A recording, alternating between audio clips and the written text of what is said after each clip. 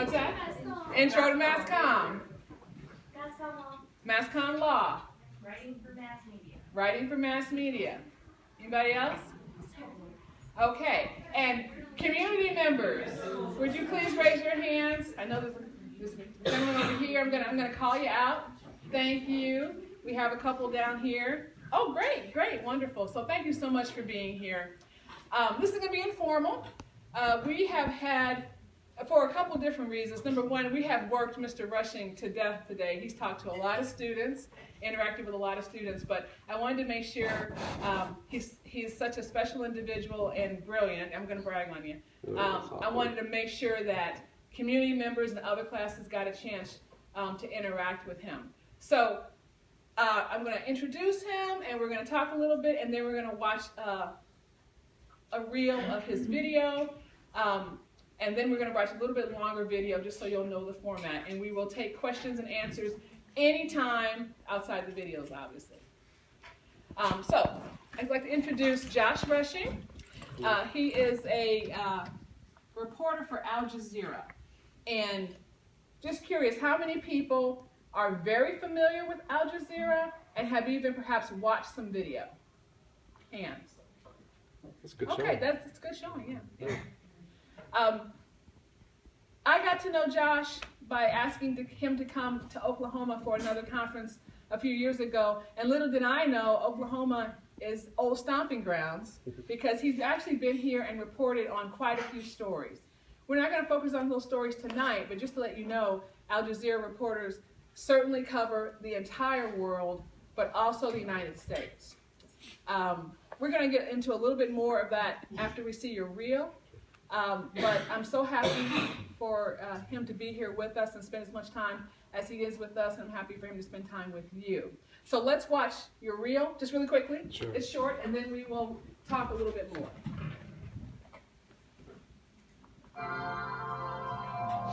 We're on a floating bridge over the Tigris. This is the hinterland between Syria and Iraq, and this is the bridge where refugees are flooding through. The workers have amassed here, and there are hundreds of them standing with their backs to the police. There's actually a sniper around the corner here, and they sent a unit out this way to clear out that sniper. So this is uncooked frozen silk.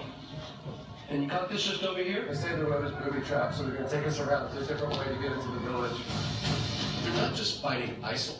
Shia militias in the Peshmerga are trying to consolidate control over disputed areas along the Islamic State's border. Is this crisis or conflict an opportunity for the Kurds to extend their borders?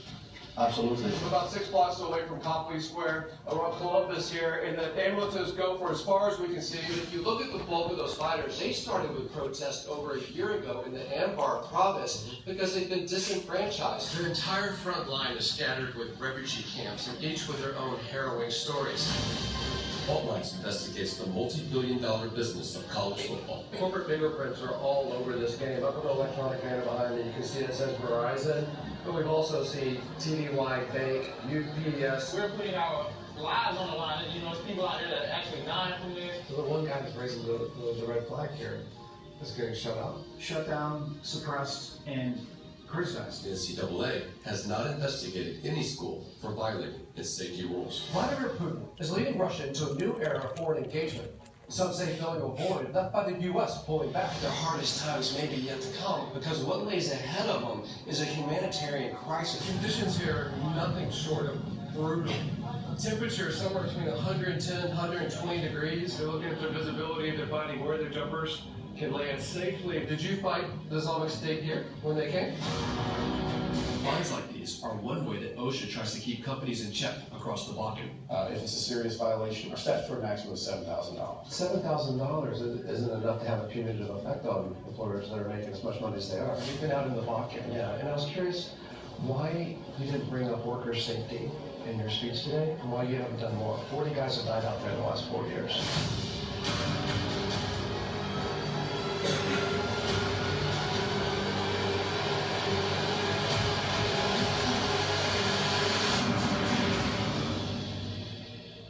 All right.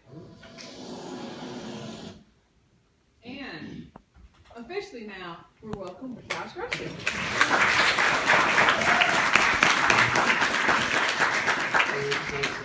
It's kind of embarrassing. It's my agent puts that together as a promotional thing, particularly for what I do, because that's so short and punchy. What I actually do is long form journalism that looks more like a documentary film might than local news.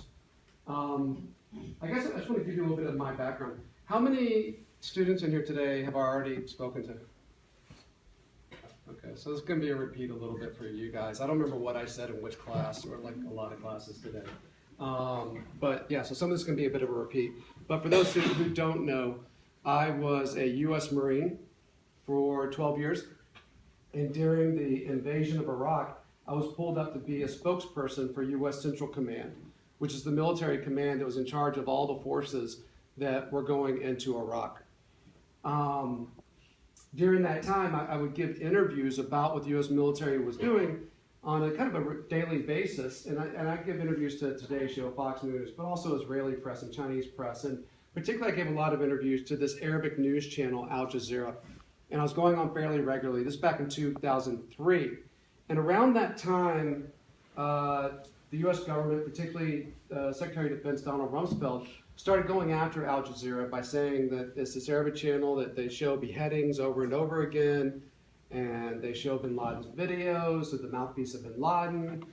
And so I found myself in this weird position where I was a Marine captain. I was in their studios regularly, and I was seeing something completely different than what he was describing. Just for example, those two things, that they're the mouthpiece of bin Laden and that they are that they show beheadings, were both demonstrably false, unquestionably false. So, for example, they have a code of ethics that's on their website that says that they won't show that kind of video. And you can ask them if they've ever shown it, and they say, no, of course we wouldn't show that.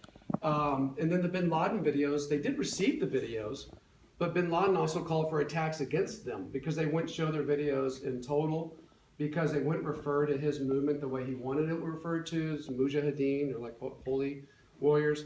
And so, just being there and seeing that, I clearly saw this conflict between what the U.S. thought Al Jazeera was and what it actually was. And what it actually was is pretty fascinating. It was the only channel at the time that broadcast in Arabic actual journalism, the kind of news that questions governments and emirs and kings.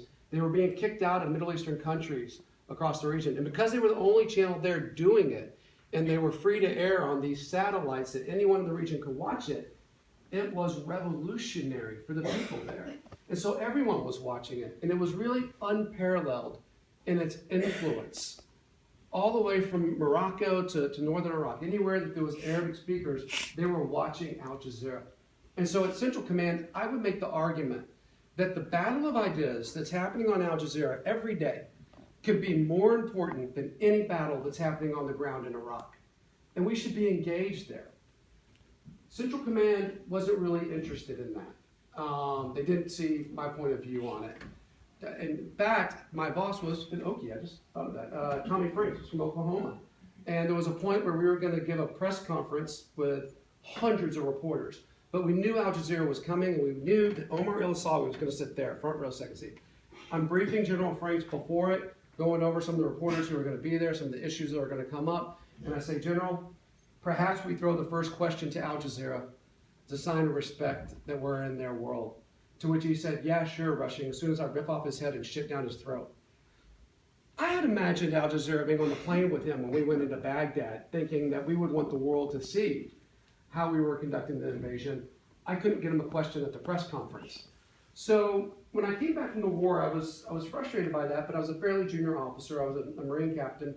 And one day, the following year, first Monday in February 2004, there was a voicemail on my machine at work that said, hey, Captain Rushing, you don't know me, but I just saw your movie at Sundance and wanted to say thank you.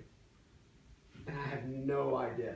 I had no idea what this person was talking about. So I Googled my name in Sundance, as one would, and up came this movie, Control Room. And I was like, whew, not me. I've never heard of Control Room. My heart was going there for a minute. And then I noticed all the press about it. And the press was this Marine who was sympathetic to Al Jazeera. And this is in 2004 when Al Jazeera was pretty much synonymous with Al Qaeda. And these were stories not in like small press, but like New York Times stories about this Marine. And I thought, oh shit. And I was right. No, I was right. The phone rang and it was the Pentagon. And this major, who I still know, says, Rushing, what are you doing in the movie? And I was like, I have no idea. Let me figure this out and I'll get back to you. And so I did some research. I got in touch with the film company that had bought the movie, was distributing it to theaters across America and the world, Magnolia Films out of New York. Call them up, say, hey, my name's Josh. I think I'm in a movie that you may have put out. I'm like, oh, wow, yeah, we've been looking for you. And I'm like, really? Because some random guy found me. You could have looked a little harder. So anyway, I figured out what it was, and it was like over a year before these grad students from the American University of Cairo, one was a grad student, one was his girlfriend, their professor had asked to interview me about Al Jazeera. And so we let them in the media center. I sat down, I talked to him about Al Jazeera for an academic journal that he had. Students, be aware of professors. They can change your life forever. And this one did mine, unknowingly. He says, this professor says, I'm going to bring this grad student along who's going to video it. It's like, yeah, okay, fine. It's like for his grad school homework. All right, whatever, I don't care, it was girlfriend. So they were there for like 2 or 3 days. In the process, they bring by an Al Jazeera reporter they've been following and asked me to have a conversation with them. I have this conversation, I don't think much about it. A year later, I realized that they had taken that conversation and their dreams of a grad school assignment had turned into a film that had been bought and was being distributed everywhere. And they had taken that one conversation I had with this reporter and turned it into the bulk of the movie. The movie's called Control Room. If I were to give it to you in a simple version, 3 acts. Act 1 is Josh Rushing supports the war and his vision of it. This is just my role in it. Most of the movie's about Al Jazeera. Act 2 is that this Arab reporter from Al Jazeera is really showing me the other way this world could be seen. And Act 3 is me changing my view of it and really coming around. Now, what that in between these scenes, the war is raging, time is passing, months are going by. So it looks like over time I have this epiphany and I change. The truth is, it was one conversation. Act 1 of that conversation was me explaining why we're there. Act 2 was him explaining his anger about it. And Act 3 was me saying, we don't have to agree on everything in order to agree on something. We can find some common ground here. And so they end up kind of cutting that out into this bigger arc for the movie. The movie did really, really well. When a lot of reporters called the Pentagon to talk to me about this controversial station that now I'm associated with because of this movie, the Pentagon said no comment. I found myself at this weird, uncomfortable spot with that because I actually had a lot to say about it. A lot more than no comment. And the coverage of me went from the entertainment section to when the Marine Corps said no comment. If you ever want to make a story bigger, just say no comment. To the front pages. And I don't mean just any front page. I mean like the front page of the LA Times above the fold that said Marine lands in film and collides with superiors. Then it went to the editorial pages where the editorial boards of the Wall Street Journal and the LA Times said, I think the headline was credit to the Corps, and the other one was makes America proud or something like that. And it was why I should be able to speak. And so after 14 years in the Marine Corps, 9 enlisted, 5 as an officer, I joined when I was 17, I was at this place where I had to think about what I was doing. I joined the Marine Corps out of a sense of civic responsibility. I wanted to do the right thing. I wanted to serve society in some way. And now I was at this position where I could stay in 6 years and get half my pay and all my benefits for the rest of my life. I could retire and complete my career that I'd started, the goal I had since I was 17. Or I could walk away from that commission, turn in my uniform, and actually speak openly about something that I think is really important. And so I chose the latter. I had a special kind of commission where you're commissioned for life, a regular commission. You normally don't walk away from that. You just go into the reserves with it. I actually went through the legal process to remove myself completely from the Marine Corps so that I could speak openly and freely. And then I went out to the media to talk about what Al Jazeera isn't. and what Al Jazeera is, and why it was so important for the U.S. to understand that at the time. I mean, the most important thing we can do after 9/11 maybe was talking, and this was probably the most important place for us to be talking in the world. So this was not a small issue. After a few months of that, I got a call from a guy at the BBC who was leaving there to help start Al Jazeera English. He had seen the movie in London, thought I was interesting. Next thing you know, I'm one of a handful of people who were hired to start Al Jazeera English. The media got a hold of that through a weird coincidence that the Baltimore Sun happened to be located in the same building that Al Jazeera was setting up its offices, and they saw me coming and going, and they knew me from the movie. So it got thrown into the U.S. press on the cover of a couple of magazines and USA Today as the Marine who's the new face at Al Jazeera. And that's when things really started getting crazy. If you were to Google my name, maybe I can do it on here. I always think this is interesting. So if you just Google my name, Josh Rushing. So just take the mouse down to the very bottom. I'm going to open a tab right here. Is that okay? Yeah, sure. Okay, cool.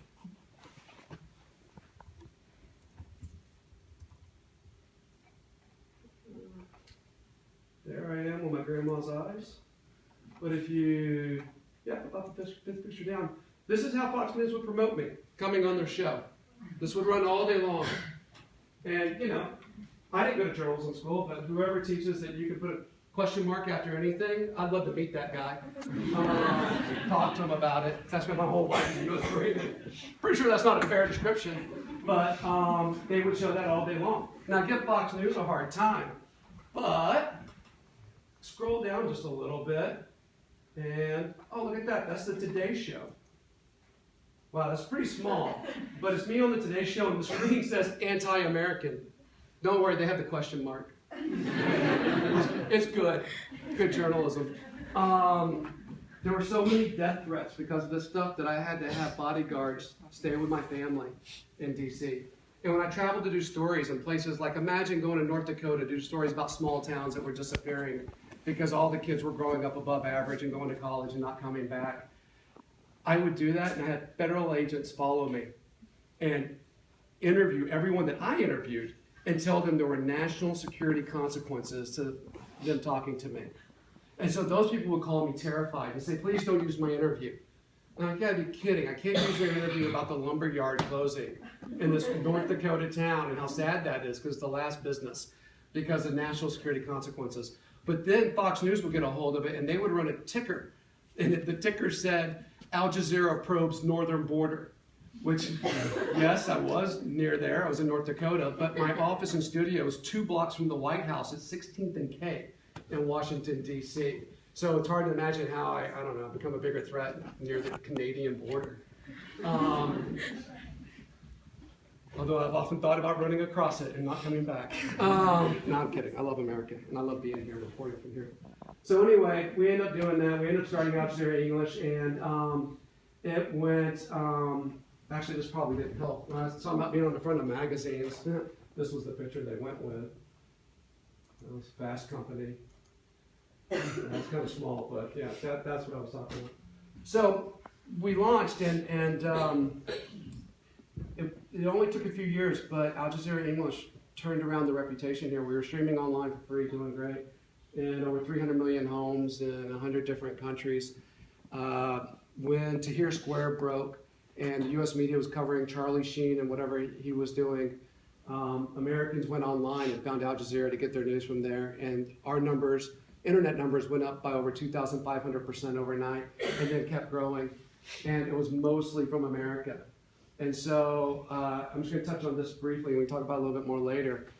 Some executives in Doha thought, wow, getting a lot of Americans, we should start an American channel, and so they bought Al Gore's old channel, Current, turned it into Al Jazeera America. Spent about $2 billion proving Americans don't really want a new news channel on their cable cycle before they pulled the plug on it this April, laid off the 800 journalists that they had hired. My show was a flagship show on Al Jazeera America, Tall Fault Lines, but I had never actually given up my employment from Al Jazeera English. So the show Fault Lines continues on AJE. And what we do on Fault Lines, where just to say we have been successful in America, just not in finding an audience. Most of our audience tend to be award voters. We've won the Emmy for Best Investigative Journalism and a couple other Emmys. We just nominated for 5 Emmys this year, but we weren't having the impact of the audience that we wanted. So they pulled Al Jazeera America, and now Al Jazeera English, this international channel, is coming back in on all your electronic devices, all your smart TVs. I just put it on my Sony TV this week. There's an app in the Sony store, but it's going to be on Apple TV and Roku and you name it, you'll be able to see it because internet is the future of television distribution, and Al Jazeera English is going to be the largest news gathering source in the world on the internet, using that as its primary source of television distribution. So that's what's happening now. It's pretty exciting. Fault Lines is a show we started in 2009. It's an investigative show that is looks like a documentary film, but it's a correspondent-driven investigative show. So each one looks like a little half-hour documentary where you follow a correspondent investigating something. And I want to share an episode with you. It's 25 minutes long. We're going to watch it. This is about translators who work for the U.S. military in Afghanistan. I just shot it this year. And if we go through all of it, there's a pretty interesting update I can share with you right afterward.